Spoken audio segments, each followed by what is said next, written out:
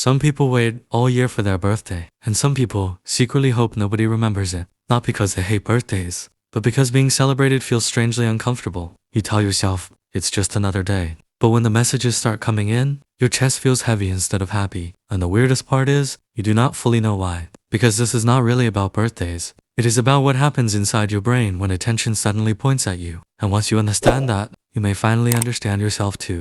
Let's find out. But before moving ahead in the video, like the video and subscribe to the channel.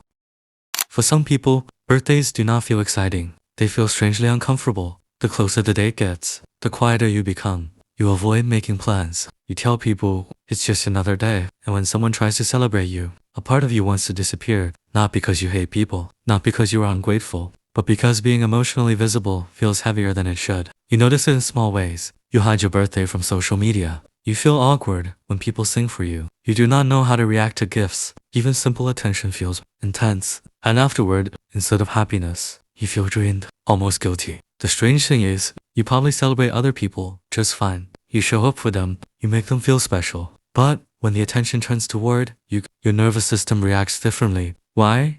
Because for many people, this is not about birthdays. It is about what birthdays psychologically represent: attention, importance, emotional exposure, and some brains learn very early that these things were not entirely safe. The human brain is constantly creating emotional associations. This is one of the brain's survival mechanisms. If certain experiences repeatedly create discomfort, the nervous system stores them as patterns, not logical patterns, emotional ones. Maybe growing up, attention came with pressure. People notice you only when you achieve something, or when you disappointed someone, or when you became a problem. Maybe affection felt inconsistent, warm one day, cold the next. So your brain adapted. It learned that staying emotionally low profile was safer than being fully seen. And over time, you became the easy person, independent, low maintenance. The one who says, you really didn't need to do anything for me, even when a small part of you secretly wished someone would. This creates a painful contradiction. You want connection, but being emotionally noticed feels overwhelming. Psychology calls this an approach-avoidance conflict.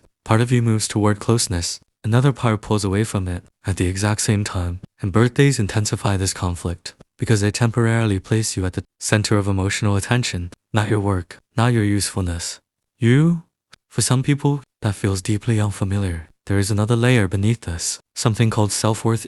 Your brain carries an internal story about what you deserve. And when reality clashes with that story, the nervous system becomes uncomfortable. If deep down you feel emotionally unimportant, being celebrated can actually feel emotionally confusing. Your brain thinks, this attention does not match the version of myself I know. So instead of absorbing the kindness, you deflect it, you joke, you minimize, you disappear. Not because you truly dislike care, but because your nervous system does not know how to hold it comfortably. Think of the brain like a house with old wiring. Every emotional experience sends electricity through it, and over time, certain pathways become automatic. If your brain spent years associating visibility with stress, then attention itself starts activating tension, even positive attention. This is why birthdays can feel exhausting before they even begin. Your nervous system prepares for emotional exposure, the way a smoke alarm reacts to heat, not because there is danger in the room, but because the system was trained to react early. And here's what makes this pattern stronger. Avoidance temporarily relieves discomfort. Behavioral psychology calls this negative reinforcement. You skip the celebration.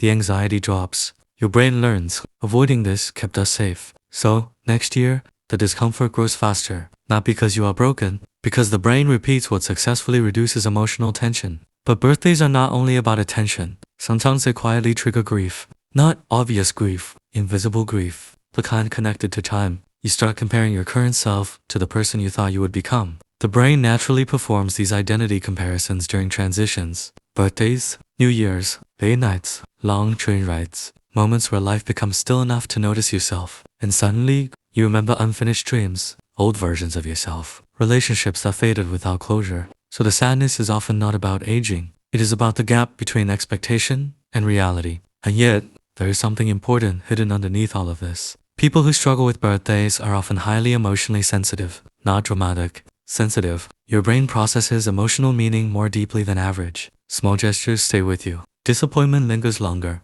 Attention feels amplified. So, what looks small externally feels large internally, like hearing music with the volume turned to high. And once you understand this, the shame around it begins to soften, because your reaction is not random. It is adaptive. Your nervous system learned a strategy to protect you from emotional overload. The problem is that protection can slowly become isolation. So how do you change this pattern without forcing yourself into fake positivity? First, stop treating your discomfort like a personality flaw. The brain regulates emotions better when experiences are named clearly. Research shows that labeling emotions reduces activity in the brain's threat system. So instead of saying, "I'm weird about birthdays," try becoming specific. Ask, what exactly feels uncomfortable? Attention, expectation, fear of disappointment, feeling emotionally exposed. Specificity creates psychological distance, and distance helps the nervous system calm down. Second, practice controlled emotional exposure, not giant parties. Small, safe moments. The nervous system changes gradually through repetition. Maybe you let one friend take you out quietly.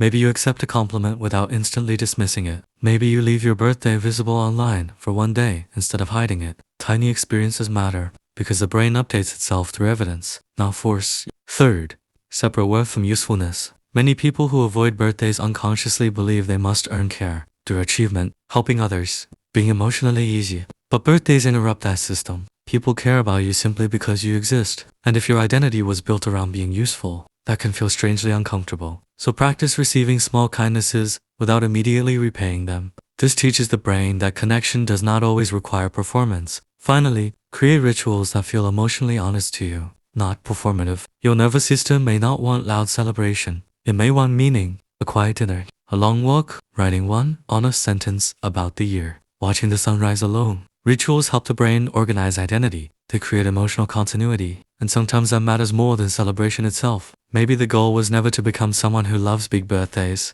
Maybe the real goal is smaller than that, to stop feeling unsafe when kindness briefly points in your direction. Because birthdays are not really exposing a hatred of celebration. They are exposing your relationship with visibility, with worth, with attention, with being emotionally seen. And once you understand that, something inside you becomes quieter, not instantly, but slowly, like your nervous system realizing it no longer has to hide every time Kira enters the room. You do not need to become louder to deserve connection. You do not need to perform happiness to deserve love.